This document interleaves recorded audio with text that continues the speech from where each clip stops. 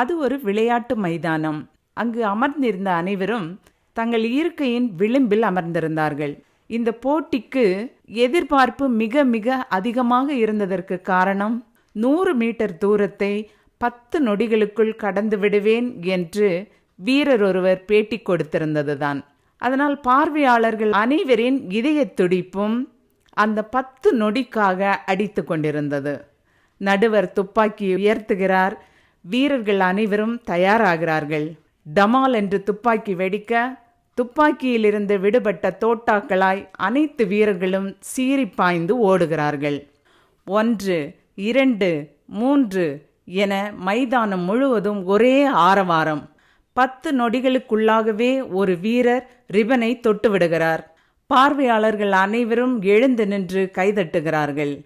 தொலைக்காட்சி நிருபர், உங்களால் எவ்வாறு 10 நொடிகளுக்குள் 100 மீட்டர் தூரத்தை கடக்க முடிந்தது என்று கேட்டார். அந்த வீரர் அதற்கு, என்னால் முடியும் என்று நினைத்தேன், சாதித்தேன். இப்போது இங்கே ஓடி ஜெயிப்பதற்கு முன்னாலேயே பயிற்சியில் 100 முறை ஓடி ஜெயித்தேன்.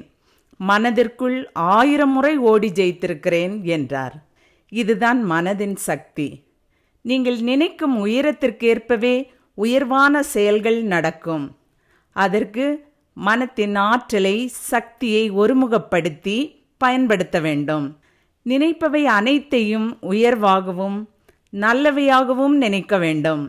உதாரணமாக, முனிவர் ஒருவரிடம் தன்னுடைய ஆயுள் எவ்வளவு காலம் என்று கேட்டானாம் ஒருவன். அவனை உற்று பார்த்த முனிவர், நாளைக்கு வந்து கேள், சொல்கிறேன் என்றாராம். காரணம், அன்றோடு அவன் ஆயுள் முடிகிறது. இதை எப்படி அவனிடம் சொல்வது என்று மறுநாள் வர சொல்கிறார். அவன் வீட்டிற்கு திரும்பி செல்லும்போது மழை பெய்ய ஆரம்பித்தது.